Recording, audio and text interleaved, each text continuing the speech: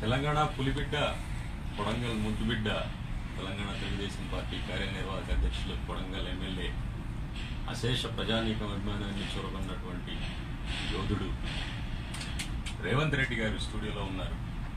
Dallas పర్యటనలో భాగంగా, America పర్యటనలో భాగంగా డ్యాలస్లో తెలంగాణ మిత్రులని, తెలంగాణ సమాజంతో తెలంగాణ నేడు రేపు అనే అంశంపైన చర్చా వేదిక నిర్వహిస్తూ వస్తున్న రేవంత్ గారు స్టూడియోలోకి వచ్చారు. రేవంత్ అన్న, గుడ్ మార్నింగ్. Good morning. ఎట్లా ఉన్నారు? బాగా కలిసిపోయినట్టు, బాగా హెక్టిక్గా ఉంది. వారం రోజుల్లో అంటే అఫ్కోర్స్ మీరు నియోజకవర్గంలో ఇంకా వేల కిలోమీటర్లు తిరుగుతారు కాబట్టి రాష్ట్రం అంతా 10 జిల్లాలకు ఇంకా ఎక్కువైనాయి కాబట్టి ఈ జిల్లాలన్నీ తిరిగి పెద్ద హెక్టిక్ కాకపోతుండొచ్చు. కానీ అక్కడేమో మన ప్రకారం మన బండి మొదలవుద్ది, ఇక్కడేమో బండి ప్రకారం మనం మొదలవ్వాలి కదా. ఎట్లా ఉందని అంటే, మీరు last time I met you 6 years back 2011లో. సో స్పందన ఎలా ఉంది ఎన్ఆర్ఐ తెలుగు సమాజం, తెలంగాణ మిత్రులు? ఇక్కడ పరిస్థితులు చూస్తే జూన్ 2, 2014 క్రీస్తు శకం, క్రీస్తు ముందు ఉన్న భావోద్వేగాలు, రెండు ప్రాంతాల మధ్యలో, మిత్రుల మధ్యలో ఉన్న భిన్నాభిప్రాయాలు, అదొక సందర్భం, ప్రత్యేక సందర్భం. ఈరోజు త్యాగాల వల్లనో, పోరాటాల వల్లనో, రాజకీయ అవసరాల వల్లనో ప్రజల ఆకాంక్ష నెరవేరిన తర్వాత 3 సంవత్సరాలు కూడా పూర్తయ్యాయి. ఈ 3 సంవత్సరాల సందర్భంగా ఉద్యమము, రాష్ట్రం ఏర్పడిన తర్వాత జరుగుతున్న పరిణామాలు, భవిష్యత్ కార్యాచరణ అనే దాని మీద చర్చ జరగాల్సిన అవసరం ఉంది.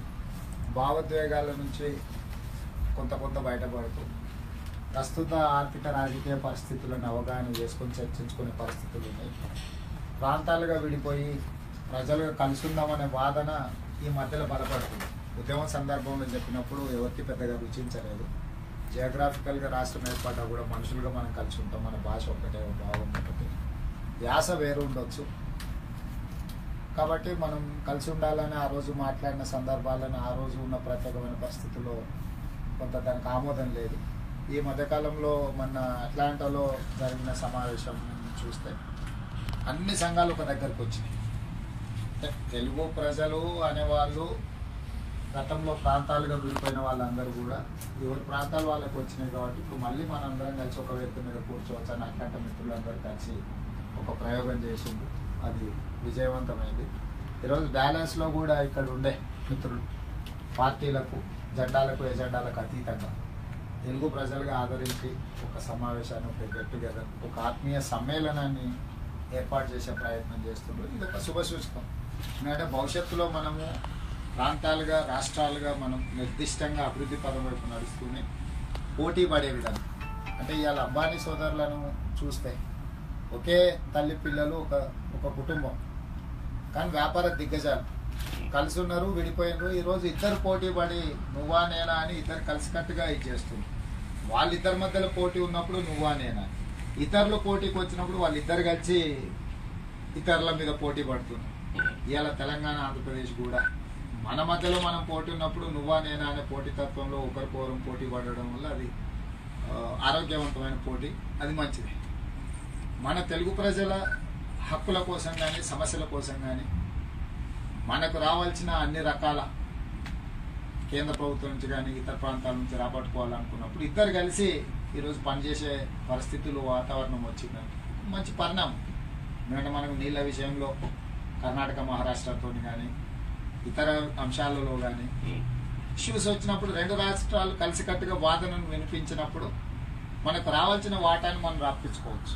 వచ్చిన వాటాలో మన కోటాలేంది తిరిగి మళ్ళీ మన నిర్ణయం తీసుకోవచ్చు.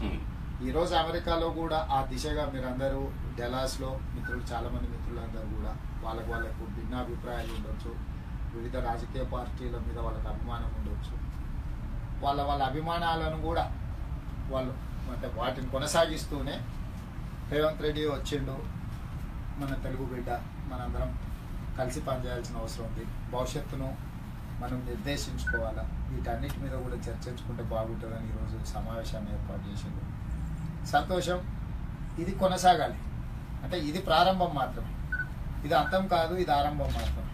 ఇందులో ముందుకెళ్ళడం ద్వారా ఇతరుల ముందర మనం గౌరవంగా తలెత్తుకునే విధంగా, ఎప్పుడు వీళ్ళు ఏదో కీచులాడుకుంటారు, పోట్లాడుకుంటారు, వీళ్ళ మధ్యలో సఖ్యత లేదనుకుంటే ఈ సఖ్యత లేనితనాన్ని ఇతరులు అవకాశంగా ఉపయోగించుకుంటారు. కాబట్టి మనం సఖ్యతగా ఉండుకుంటూనే మనలో మనకుంటే తలుపు మూసి మాట్లాడుకోవచ్చు, మన సమస్యలు పరిష్కరించుకోవచ్చు. ఒకరి కోసం ఒకరు కొంత పట్టువిడుపుతో కొంత ముందుకు వస్తే సమస్యలను తొందరగా పరిష్కారం చేసుకోవచ్చు. కాబట్టి ఆ రకమైన వాతావరణం, ఎందుకంటే దేశంలో అక్కడ ఉండే తెలుగు రాష్ట్రాల్లో ఉండే ప్రజలు మీరందరూ కూడా అక్కడ చదువుకొని గ్రామీణ ప్రాంతాలలో రైతు బిడ్డలుగా, రైతు కూలి బిడ్డలుగా, వ్యవసాయ బ్యాక్గ్రౌండ్ నుంచి వచ్చిన వాళ్ళు ఎక్కువ మంది అక్కడ చదువుకొని రాణించి ఈ దేశంలో వచ్చి ఈ దేశంలో ఉద్యోగాలలోనే కాకుండా వ్యాపారాలలో కూడా రాణించి కొన్ని కోట్ల మందికి ఆదర్శంగా ఉన్నారు. సో ఇవాళ ఇక్కడ ఒక 100 మంది ఒక దగ్గర కూర్చొని ఒక అంశాన్ని చర్చించిందంటే తెలుగు రాష్ట్రాలలో అది కొన్ని కోట్ల మంది దాన్ని గమనిస్తుంటారు, నిశ్చితంగా చూస్తుంటారు ఏం జరుగుతుందని. సో ఇలాంటిది ఇక్కడ జరగడం ద్వారా అక్కడ ప్రజలలో కూడా ఏదైతే కొంత ఉద్యమం సందర్భంలో, భావోద్వేగాల సందర్భంలో కొంచెం అనుమానపు ఆలోచనలు కానీ ఉన్నాయో అవన్నీ కూడా సమసిపోయే అవకాశం ఉంటుంది. మనందరం కలిస్తే తెలుగువాడు, ఒకప్పుడు ఎన్టీ రామారావు గారు ఒక మాట చెప్పింది, ఒకరోజు అమెరికాలో తెలుగువాడు ప్రెసిడెంట్గా పోటీ చేయాలా, పోటీ చేస్తారు అని. అంటే మనం ఆ దిశగా అడుగులు వేయాల్సిన అవసరం ఉన్నది. కాబట్టి మనము జరుగుతున్న సంఘటనలు కొన్నిసార్లు మనకి ఇష్టం ఉన్నా లేకపోయినా కొన్నిసార్లు నిర్ణయాలు జరుగుతుంటాయి. నిర్ణయాలు జరిగినంత వరకు మన అభిప్రాయాలను చెప్పడము, మన అభిప్రాయానికి అనుగుణంగా నిర్ణయాలు తీసుకునే విధంగా ఒత్తిడి చేయడము ఇవన్నీ సహజం. కానీ ఒకసారి నిర్ణయం జరిగిపోయిన తర్వాత ఆ నిర్ణయం ద్వారా వచ్చే సత్ఫలితాలను అందరం కలిసి పంచుకొని ముందుకెళ్తే బాగుంటుంది. ఆ దిశగా డాలాస్వే ఒక వేదిక అవుతుందని నేను అనుకుంటున్నా, అవ్వాలని కూడా కోరుకుంటున్నాను. వండర్ఫుల్ అన్న. సో 2 తెలుగు రాష్ట్రాలు ఇవాళ 3 ఏళ్ల శిశువులు మొన్న జూన్ 2 నాటికి. సో నీళ్లు, నిధులు, నియామకాలు ఈ ప్రాతిపదికన తెలంగాణ ప్రజల ఆకాంక్షలకి అనుగుణంగా తెలంగాణ రాష్ట్రం ఏర్పడింది. రాజకీయాలను పక్కన పెట్టి మనం అంటే 3 ఏళ్లలో ఏ ప్రాతిపదిక మీద అయితే ప్రజలు, కోట్ల మంది ప్రజలు గెలుపెత్తి తమ ఆకాంక్షను వినిపించారో ఆ ఆకాంక్ష నెరవేరిన తర్వాత ఆచరణ దిశలో నీళ్లు, నిధులు, నియామకాలు ఈ మూడిటి పట్ల ఈరోజు ఉన్నటువంటి తెలంగాణ సమాజం స్పందన, ప్రజాప్రతినిధిగా 2 లక్షల మంది ఓటర్లకు ప్రాతినిధ్యం వహిస్తూ దాంతో పాటు మొత్తం తెలంగాణ సమాజానికి ఒక ప్రతిపక్ష నాయకుడిగా ప్రాతినిధ్యం వహిస్తున్నారు మీరు. మీరు చూస్తున్నటువంటి పౌర సమాజం స్పందన ఎలా ఉంది తెలంగాణ? తెలంగాణ సమాజం అంతా 4 కోట్ల మంది రాష్ట్ర కళ నిజమైనప్పుడు, సాకారమైనప్పుడు వాళ్ళ ఆనందానికి అవధులు లేవు. అంటే ఈ కొలబద్ద కూడా లేదు కొలవడానికి. తెలంగాణ సమాజం ఎంత ఆనందంతో ఉప్పొంగిపోయిందో, ఒక సమస్యకు 70 సంవత్సరాలుగా అపరిష్కృతంగా ఉన్న సమస్యకు ఒక శాశ్వత పరిష్కారం వచ్చింది. ఆనాడు పోటీలో వద్దన్న వాళ్ళని కాదని కావాలనుకున్న వాళ్ళు విజయం సాధించారు, రాష్ట్రం వచ్చింది. ఈనాడు 3 సంవత్సరాల తర్వాత ఒకసారి ఆలోచన చేస్తే కేసీఆర్ గారు ఒక మాట చెప్పారు, ఇన్నాళ్ళు మాది ఉద్యమ పార్టీ, ఇక పక్తు రాజకీయ పార్టీ లాగానే వ్యవహరిస్తామని. సో ఈనాడు మేము కూడా ప్రజలకు అదే చెప్తున్నాం. Yes, correct. ఉద్యమం సందర్భంగా ఉన్న పరిస్థితులు వేరు. జెండాలకు అతీతంగా ఆర్ఎస్ఎస్ నుంచి ఆర్ఎస్ఈ వరకు, కమ్యూనిస్టుల నుంచి కాంగ్రెస్ వరకు, టీడీపీ నుంచి బీజేపీ వరకు, కుల సంఘాల నుంచి మత పెద్దల వరకు తెలంగాణ రాష్ట్రం రావాలని అందరూ రోడ్డు ఎక్కారు. విద్యార్థుల నుంచి నిరుద్యోగుల వరకు, ఉద్యోగస్తుల నుంచి రైతు కూలీల వరకు వీళ్ళందరూ కూడా 100% గలం విప్పడంతో ఆనాడు ఉద్యమంలో ఒక అడుగు ముందుకేసిన చంద్రశేఖరరావు గారికి వీరందరూ కూడా అండగా నిలబడ్డారు. ఎందుకంటే రాష్ట్రం మిగతా రాజకీయ పార్టీలకు 4 ఎజెండాలలో తెలంగాణ అంశం అనేది ఒకటి, కానీ చంద్రశేఖరరావు గారికి అదొకటే ఎజెండాగా తన 14 సంవత్సరాలు తన పార్టీని ముందుకు తీసుకెళ్ళింది. కాబట్టి ప్రజలు కొంత ఆ పార్టీ పట్ల మక్కువ చూపించిండ్రు. చంద్రశేఖరరావు గారు ఆశించిన దానికంటే ప్రజలు ఎక్కువ ఇచ్చిండ్రు. ఆయన 40-45 సీట్లు వస్తే కోalitionలో ఇతర పార్టీతో కలుసుకొని గవర్నమెంట్ చేసుకోవాలా అన్న ఒక ఆలోచన ఉండే. రాజకీయంగా మాకు తెర వెనుక జరిగిన చర్చలు మాకు తెలుసు కాబట్టి. కానీ ప్రజలు ఈ భాగస్వామ్య పార్టీల ప్రభుత్వాలు అనేటివి ప్రజల ఆకాంక్ష నెరవేర్చలేవు. మళ్ళీ ఇతర పార్టీల మీద ఆధారపడితే చంద్రశేఖరరావు గారు తను ఏదైతే 14 సంవత్సరాలు నిర్దిష్టంగా ప్రజలకు హామీ ఇచ్చిండో ఆ అమలులో ఏమన్నా ఇబ్బందులు వస్తాయేమో అని చెప్పి 100% మెజారిటీ ఇచ్చి 63 సీట్లతో చంద్రశేఖరరావు గారిని ముఖ్యమంత్రిని చేసి, అంటే ఆయన ఆశించిన దానికంటే ప్రజలు ఇచ్చింది ఎక్కువ. ఆ విధంగా మొదలైంది. ఉద్యమం సందర్భంలో నీళ్లు నిధులు నియామకాలు, ఎన్నికల సందర్భంలో నిర్దిష్టంగా కొన్ని హామీలను ఇచ్చారు. తెలంగాణ పౌర సమాజం నుంచి ఒక అడ్వైజరీ కమిటీ చేస్తాం. దాంట్లో జర్నలిస్టులు కానీ తెలంగాణ ఉద్యమకారులు కానీ ఎవరెవరైతే భాగస్వామ్యం తీసుకున్నారో తెలంగాణని ఏ విధంగా అభివృద్ధి చేయాలనో వాళ్ళందరినీ కలిపి ఒక అడ్వైజరీ కమిటీని వేస్తాము. అడ్వైజరీ కమిటీ ఇచ్చే నిర్ణయాల మేరకు పనిచేస్తామన్నారు. ఇంతవరకు అది నియమించలేదు. ఉద్యోగాలకు సంబంధించి మీకు తెలుసు, ఆంధ్ర వాళ్ళు 1000 ఉద్యోగాలు తెలంగాణ యువతకు రావాల్సిన వాటిని గుంజుకున్నారు. మన రాష్ట్రం మనకు వస్తే వాటిని తీసుకోవచ్చాను. 83,000 ఉద్యోగాలు ఆంధ్ర వాళ్ళు తీసుకున్నారని చంద్రశేఖరరావు గారు చెప్పారు. తెలంగాణ రాష్ట్రం వచ్చింది. మొదటి సమావేశంలోనే మేము ప్రశ్న అడిగితే, నేను చిన్నారెడ్డి గారు అడిగితే 1,07,000 ఖాళీలు ఉన్నాయి, 2 సంవత్సరాల లోపల పూరిస్తాం, అదనంగా ఇంకో 20,000 ఉద్యోగాలు కూడా ఇస్తామన్నారు. 3 సంవత్సరాలు దాటినా కూడా 5,900 పైచిలకు ఉద్యోగాలే భర్తీ చేసిండ్రు తప్ప ఇంతవరకు ఉద్యోగాల భర్తీ దిశగా ప్రభుత్వం ప్రయత్నం చేస్తలేదు. అదేవిధంగా ఉద్యమంలో పాల్గొన్న విద్యార్థులు ఎవరైతే ఉన్నారో ఆ విద్యార్థులు లక్షల మంది రోడ్ల మీదకి వచ్చి ఉద్యమం చేశారు. ఇలా ఫీజు రియంబర్స్మెంట్ చెల్లించకపోవడం వల్ల బడుగు బలహీన దళిత గిరిజన మైనారిటీ వర్గాల విద్యార్థులు చదువులు అగమ్య గోచరం అయిపోయి కళాశాలలు మూతపడే పరిస్థితి వచ్చి తెలంగాణలో ఉన్న విద్యా వ్యవస్థ అంతా చిన్నాభిన్నమైన పరిస్థితులు కనిపిస్తున్నాయి. KG to PG ఉచిత నిర్బంధ విద్య అని చెప్పిన ప్రభుత్వం తెలుగుదేశం పార్టీ అధికారంలో ఉన్నప్పుడు ప్రతి కిలోమీటర్కు ప్రాథమిక పాఠశాల, ప్రతి 3 కిలోమీటర్లకు ప్రాథమిక ఉన్నత పాఠశాల, ప్రతి 5 కిలోమీటర్లకు హై స్కూల్, ప్రతి మండలంలో జూనియర్ కళాశాల అని ఒక విధానం, ఒక పాలసీ తీసుకొచ్చి తెలంగాణ ప్రాంతంలో చాలా స్కూళ్ళను ఏర్పాటు చేశారు. ఈరోజు రేషనలైజేషన్ పేరు మీద 4,632 పాఠశాలలు ఈ సంవత్సరం మూతేసి, ఈ మూతేసినవన్నీ కూడా తండాలలో, గూడాలలో, మారుమూల ప్రాంతాలలో. అంటే పేదోడికి KG to PG ఉచిత నిర్బంధ విద్యను ఇస్తా అన్న ప్రభుత్వం పేదోడి నుంచి విద్యను దూరం చేస్తుంది. ప్రభుత్వం ఏమిస్తుందంటే పేదవాడికి 300 రూపాయలు ట్రాన్స్పోర్టేషన్ ఛార్జ్ ఇస్తుందండి. అంటే ఒక తండాలను గూడెంలో ఉన్న ఒక చిన్న పిల్లవాడు నర్సరీ ప్లే స్కూల్కి వెళ్ళాల్సినోడు 300 రూపాయలతో ఎవరు తీసుకెళ్ళాలి? తల్లిదండ్రులు కూలి మానుకొని పిల్లోడిని స్కూల్కి తీసుకెళ్లే పరిస్థితులు ఉన్నాయా?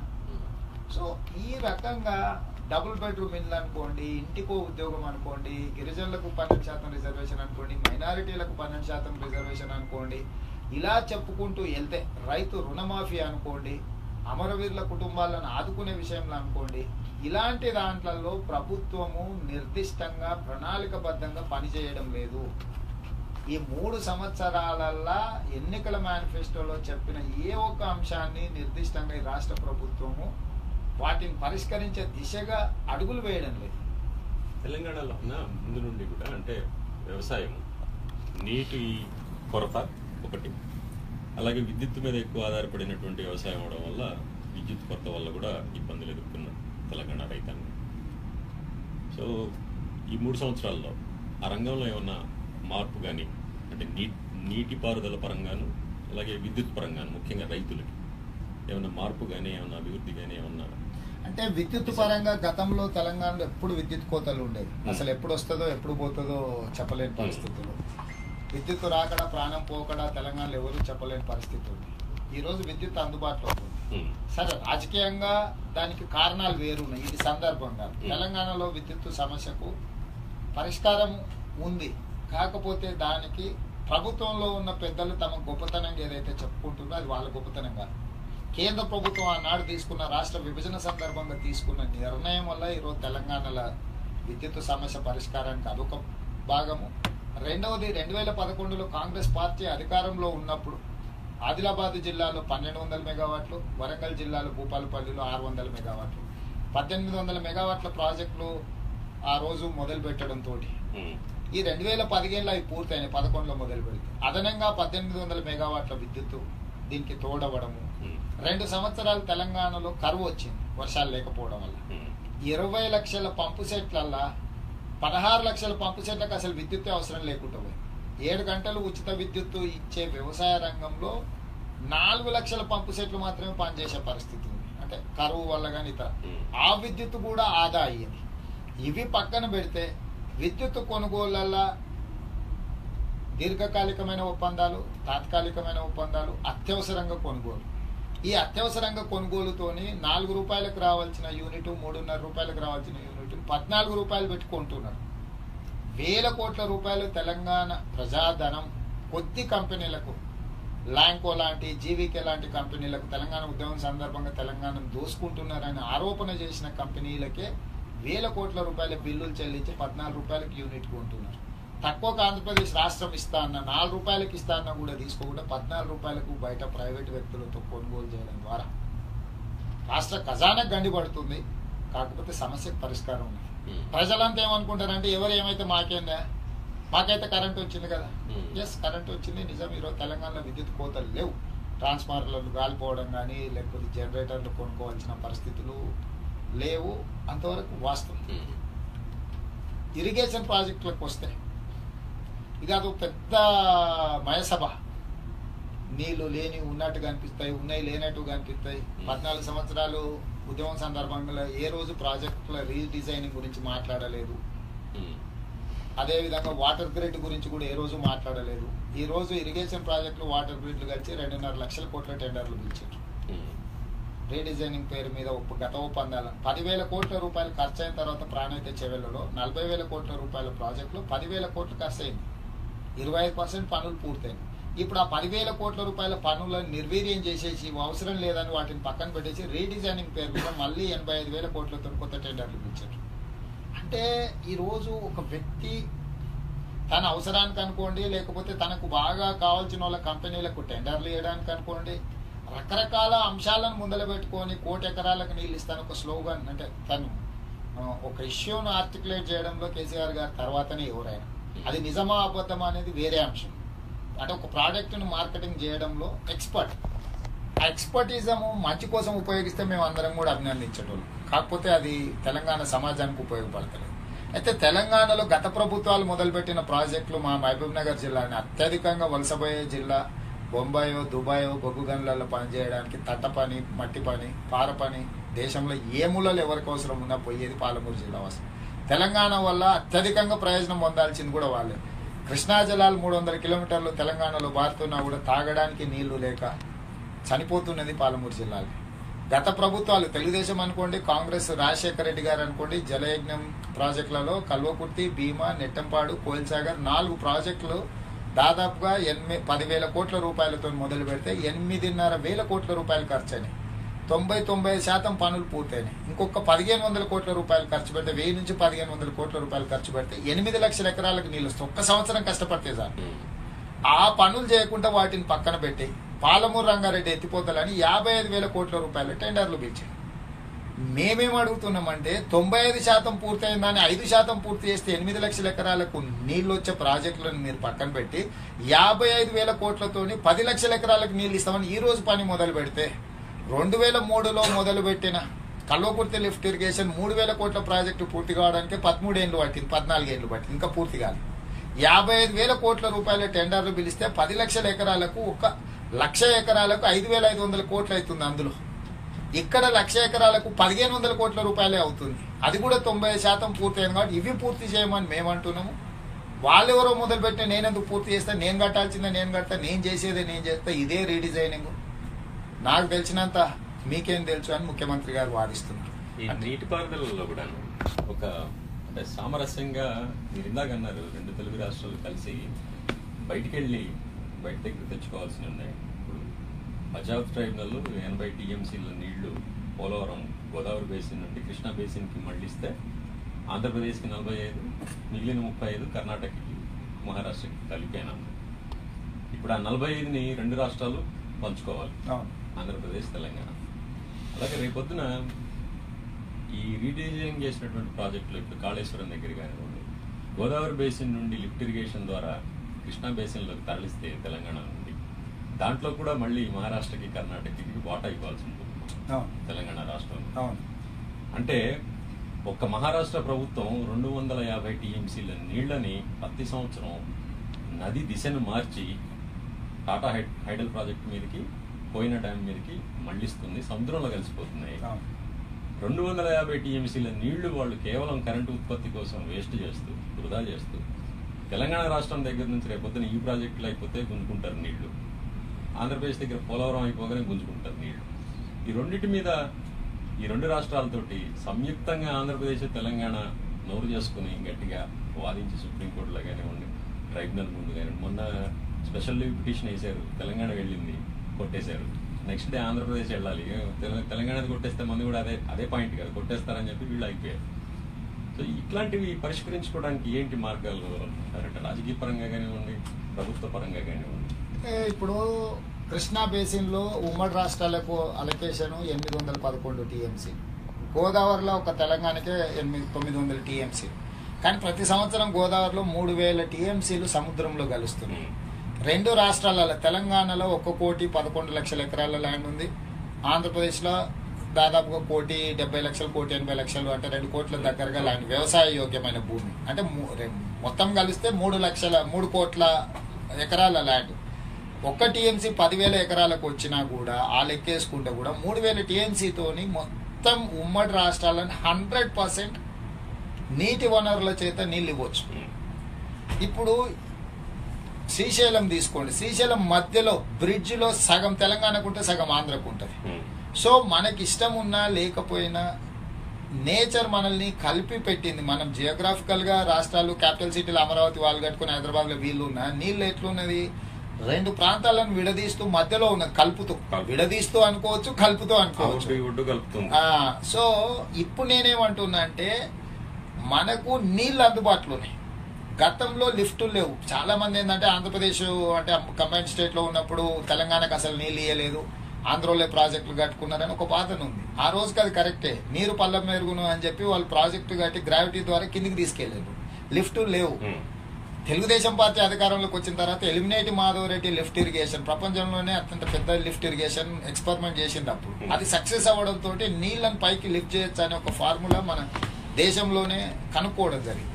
ఇవాళ వాటర్ ఎంత కింద ఉన్నా కూడా పైకి తోడుకోవడానికి, పైకి ఎత్తుకోవడానికి అవకాశం ఉంది. కాబట్టి ఇప్పుడు ఓపెన్ మైండ్ తో కూర్చోవాల్సిన అవసరం ఉన్నది. అంటే నేనేమంటున్నా అంటే ఏదైనా ఏ సమస్యనైనా ఇండియా పాకిస్తాన్ మధ్యలో కూడా సమస్యలు చర్చల ద్వారానే పరిష్కారం అవుతున్నాయి. Mizoram, Nagaland, north eastern state లో ఉండే సమస్యలకు కూడా, తీవ్రవాద సమస్యలు కూడా చర్చల ద్వారానే పరిష్కారం కనిపెట్టాలని చూస్తుంది. జమ్మూ కాశ్మీర్ లో జరుగుతున్న సంఘటనలు కూడా ప్రభుత్వాలు చర్చల ద్వారానే పరిష్కారం. అంటే అంత పెద్ద సంఘటనలు కూడా చర్చల ద్వారా పరిష్కారం అవుతున్నప్పుడు రెండు రాష్ట్రాల మధ్యలో నిపుణులు కూర్చొని ఈ నీటిని సముద్రంలోకి పోయే వాటిని మనిద్దరం కొట్లాడుకున్న కంటే సముద్రంలో కలిసే వాటిని ఇద్దరం కలిసి ఉమ్మడిగా ఖర్చు పెట్టి ఉమ్మడిగా ప్రాజెక్టులు నిర్మించుకొని, ఆల్రెడీ కేంద్ర ప్రభుత్వం మేము బిల్లు అసెంబ్లీకి వచ్చినప్పుడు రివర్ మేనేజ్మెంట్ బోర్డులను పెట్టాల్సిందే, రాష్ట్ర ప్రభుత్వాల చేతిలో ఉంటే ఇద్దరికి ఒకరి మీద ఒకరికి అపనమ్మకం ఉన్నప్పుడు ఇవన్నీ ఇబ్బంది అవుతుంది అని చెప్పినాం. కృష్ణా రివర్ మేనేజ్మెంట్ బోర్డులను అట్లా అటు కృష్ణాకి కానీ ఇటు గోదావరి కానీ రివర్ మేనేజ్మెంట్ బోర్డులను నియమించారు. అంటే కేంద్ర ప్రభుత్వం నుంచి నిపుణులు ఉంటారు, అధికారులు ఉంటారు, రెండు రాష్ట్రాల వాదనలు వింటారు, ఏది సహేతుకము చట్టబద్ధత దేనికుందో ఆ నిర్ణయం తీసుకుంటారు. కాబట్టి ఇక అనుమానంతో పని చేయాల్సిన, సంసారం చేయాల్సిన అవసరం లేదు. నిర్దిష్టంగా చట్టానికి లోబడి మనం ఏమున్నా కూడా అక్కడ చెప్పుకోవడానికి ఒక బోర్డు ఉంది, పరిష్కరించడానికి కేంద్ర ప్రభుత్వం ఉంది, కేంద్ర ప్రభుత్వంతో కానప్పుడు కోర్టులు ఉన్నాయి. వీటన్నిటిని పక్కన పెడితే ఒక సౌహృదమైన వాతావరణం ఉంటే మన ఇద్దరమే ఇచ్చిపుచ్చుకునే పరిస్థితి ఉంటుంది. ఇప్పుడు కేసీ గారికి నా మీద ప్రేమ ఉంటే సామరస్యంగా ఓ 10% వదులుకోవడానికి రెడీ కావచ్చు. లేదు కేసీ గారికి అత్యవసరం ఉందనుకుంటే నేనైనా కొంచెం అమికబుల్ గా ఒక అడుగు ముందుకు వేయడానికి ఉంటుంది. కాబట్టి ఇప్పుడు రెండు రాష్ట్రాలు, నేను ప్రజలకు కానీ నాయకులకు కానీ పార్టీలకు కానీ విజ్ఞప్తి చేసేది ఏంటంటే ఆంధ్ర తెలంగాణ అనేది జూన్ 2, 2014తో ముగిసిన అధ్యాయము. ఇక మనం తెలుగు ప్రజలం, రెండు రాష్ట్రాలు వచ్చినాయి, మనం కలిసి ఎట్లా అభివృద్ధి చెందాలి, విడిపోయి ఎట్లా చేసుకోవాలి, పట్టు విడుపులు ఉండాలి, కలవడానికి కానీ విడిపోవడానికి కానీ. విడిపోయినాం కాబట్టి విడిపోవాలను, లేకపోతే కలిసినాం కాబట్టి ఒకరి మీద ఒకరు పెత్తనం చేయాలని, ఇవన్నీ పక్కన పెట్టేసి కొంచెం ఓపెన్ మైండ్తో కూర్చొని చర్చించుకుంటే నిర్దిష్టంగా సమస్యలు ఏమున్నాయో మనము నిపుణులతో ఒక అంచనాకు వస్తే వాటిని పరిష్కరించుకోవడానికి ఈజీగా ఉంటుంది. నేను గతంలో చంద్రబాబు సార్కి చెప్పుంటే ఈ రాష్ట్ర ప్రభుత్వం తెలంగాణలో కొద్ది చర్చ జరగలేదు, కానీ కోయినా బ్రిడ్జ్ నుంచి ఏదైతే నీళ్లు కేవలం విద్యుత్ ఉత్పత్తి అయిన తర్వాత సముద్రంలో వదులుతుండ్రో వాళ్ళకి ఎంత విద్యుత్ ఉత్పత్తి అవుతుందో మీరు ఇద్దరు ఆ నీళ్లు మొత్తం ఇటు తీసుకుంటే మనకు 6 ప్రాజెక్టులలో విద్యుత్ ఉత్పత్తి చేసుకోవచ్చు. నీకు అలమట్టి కానీ, నారాయణపూర్ కానీ, జూరాల కానీ, శ్రీశైలం కానీ, నాగార్జున సాగర్ కానీ, పులిచింతల కానీ, ఇన్ని దగ్గరలో విద్యుత్ ఉత్పత్తి అయితే చివరికి ఆయకట్టు కూడా మనకు వస్తాయి నీళ్లు. కాబట్టి ఈరోజు ఇట్లాంటివి ఇరు రాష్ట్రాలు కూర్చొని మనం ఒక అంచనాకు వచ్చి ఒక కొలిక్కి తెచ్చుకొని మహారాష్ట్ర ప్రభుత్వంతో మనం బార్గెయిన్ చేస్తే ఇలా వృధా పోతున్న నీటిని వాళ్ళకి విద్యుత్తుని మనం కాంపెన్సేట్ చేసి, అంటే వస్తు మార్పిడి పద్ధతి పాత కాలంలో పెద్దలు నోట్లు లేనప్పుడు నాణ్యాలు లేనప్పుడు వస్తు మార్పిడి పద్ధతితోని చేసేటోళ్ళు అట్లా చేసుకోవాల్సిన అవసరం ఉంది. ఇంకా మనకు ఒక 6 నిమిషాల సమయం ఉందన్న. ఈ ప్రశ్న చాలా మంది తెలంగాణ సమాజంలో మిమ్మల్ని అడిగేటువంటి ప్రశ్న. మీ రాజకీయ గమనం తెలుగుదేశం పార్టీకి తెలంగాణ రాష్ట్రంలో ఎటువంటి భవిష్యత్తు ఉందనుకుంటున్నారు? ఎందుకంటే చివరికి తెలుగుదేశం పార్టీ మీద పెత్తనం ఆంధ్ర ప్రాంతపు నాయకులది, సీమాంధ్ర ప్రాంతపు నాయకులది ఉంటుంది అనేటువంటిది ఎప్పటి నుండో కేసీఆర్ గారు కానీ ఇతర పక్షాలు కానీ అది వినపడుతున్నటువంటి విమర్శ. తెలంగాణ తెలుగుదేశం పార్టీ వర్కింగ్ ప్రెసిడెంట్గా మీరు తెలుగుదేశం పార్టీని బలోపేతం చేసినా కానీ చివరికి ఈయనకి పైన ఉన్నాయన చంద్రబాబు నాయుడు గారు ఈయనదేముంటుంది అనేటువంటి ప్రశ్న మీకు తరచూ వస్తుంటుంది కదా? వస్తుంటుంది, చర్చిస్తుంటారు మిత్రులు. ఎందుకు అక్కడ ఉండడం, అక్కడ నుంచి మారితే బాగుంటుంది కదా సలహాలు ఇచ్చేటోళ్ళు కూడా ఉన్నారు. వాళ్ళ తప్పు పట్టాలి, అవుట్ ఆఫ్ కన్సర్న్ మన మీద ఉండే అభిమానంతో వాళ్ళు చెప్తుంటారు, వాళ్ళకు ఉండే అనుమానాలు వ్యక్తపరుస్తుంటారు. అయితే భారతీయ జనతా పార్టీని తీసుకుంటే నరేంద్ర మోడీ, అమిత్ షా ఇద్దరు గుజరాత్ వాళ్ళు. బీజేపీ అధికారంలోకి వస్తే గుజరాత్ వాళ్ళు మన మీద పెత్తనం చేస్తున్నారని మనం అనుకుంటున్నామా? కాంగ్రెస్ పార్టీ అధికారం వస్తే సోనియా గాంధీ గారు ఇటలీ దేశం కాబట్టి, లేకపోతే యూపీ నుంచి రిప్రజెంట్ చేస్తున్నారు కాబట్టి ఆ రాష్ట్రం వాళ్ళు పెత్తనం చేస్తున్నారని మనం అనుకుంటామా? అమిత్ షా, నరేంద్ర మోడీ భారతీయ జనతా పార్టీకి ఎట్లనో, సోనియా గాంధీ, రాహుల్ గాంధీ కాంగ్రెస్ పార్టీకి ఎట్లనో, చంద్రబాబు నాయుడు గారు, లోకేష్ కూడా తెలుగుదేశం పార్టీకి అంతనే. వాళ్ళ పాత్రలు పరిమితము. వాళ్ళ ప్రాంతానికి వెళ్ళిపోయినారు, ఆ ప్రాంతంలో వాళ్ళ పనిలో నిమగ్నమై ఉన్నారు. ఇచ్చిపుచ్చుకునే ధోరణి నడుస్తుంది. మన చంద్రశేఖరరావు గారు చండీ యాగం చేసుకున్నారు. కోదండరామ్నో, విమలక్కనో, గద్దర్నో పిలవలేదు కదా.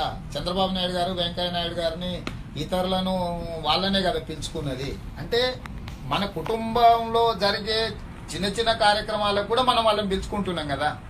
ఇక్కడ వాళ్ళు వచ్చి పెత్తనం చేయడానికి ఏం ఆంధ్రప్రదేశ్, హైదరాబాద్ ఏమన్నా వాళ్ళు విజయవాడకు తీసుకెళ్తారా? లేకపోతే ఇక్కడ ఉండే అకౌంట్ ఏమన్నా వైట్ ట్రాన్స్ఫర్ చేసుకొని ఆర్టీజీఎస్ చేసుకొని తెలంగాణ బడ్జెట్ ను వాళ్ళు ఏమన్నా తీసుకెళ్తారా? సో ఈరోజు కాంగ్రెసే కర్ణాటకలో, కాంగ్రెసే ఇతర ప్రాంతంలో అధికారంలో ఉన్నా కూడా సమస్యలు వచ్చినప్పుడు రెండు ఇప్పుడు కావేరీ జల వివాదం ఉంది. తమిళనాడు కాంగ్రెస్ వాళ్ళు తమిళనాడు దిక్కు మాట్లాడుతారు, కర్ణాటక కాంగ్రెస్ వాళ్ళు కర్ణాటకకు మాట్లాడుతారు. సేమ్ థింగ్ భారతీయ జనతా పార్టీకి. ఒక్కసారి స్టేట్ లెవెల్ నుంచి ట్రిగర్ అయిపోయి నేషనల్ లెవెల్కి వచ్చిన తర్వాత ఏ స్టేట్కు ఆ స్టేట్కు వాదన ఉంటుంది, సమర్థనలు ఉంటాయి. చివరాఖరికి ఇద్దరి మధ్యలో ఈ అంశం ఒకవేళ పరిష్కారం కాకపోతే న్యాయస్థానాలు అనేటివి ఉన్నాయి. కాబట్టి ఈరోజు చంద్రబాబు నాయుడు గారినో ఇంకోరినో ఆంధ్ర అని చూడాల్సిన పని లేదు. ఆ దిశగా జరగదు కూడా. ఇప్పుడు మేము తెలంగాణ బిల్లు వచ్చినప్పుడు అసెంబ్లీలో నేను మాట్లాడింది టీడీపీ నుంచి మాట్లాడినా, ఈటల రాజేందర్, కేటీఆర్ టీఆర్ఎస్ నుంచి మాట్లాడారు. వాళ్లకు పరిమితులు లేవు, వాళ్ళు ఏదైనా మాట్లాడచ్చు. మరి చంద్రబాబు నాయుడు గారు నా మీదనే పెత్తనం అంటే వారు ముందల సీట్లో కూర్చున్నప్పుడు నేను పక్క సీట్లో నించొని తెలంగాణ గురించి మాట్లాడాను. ఒకసారి మీరు అవి తీయండి. అది గత చరిత్రనే కదా, నేను కొత్తగా చెప్పడానికి కాదు కదా. కాబట్టి ఇక్కడ అలాంటి అపోహలు పెట్టుకోవాల్సిన అవసరం లేదు. అదే నేను ఉంటే ఇద్దరు కొట్లాడుకునేటోళ్ళ కంటే ఇద్దరు మంచిగా ఉండేటోళ్ళు ఉంటే 10 సమస్యలను పరిష్కారం కూడా చేసుకురావచ్చు కదా. ఈ నిర్దిష్టంగా తెలంగాణ రాష్ట్రానికి అవసరం ఉంది, మీరు ఒప్పుకొని తీరాలి.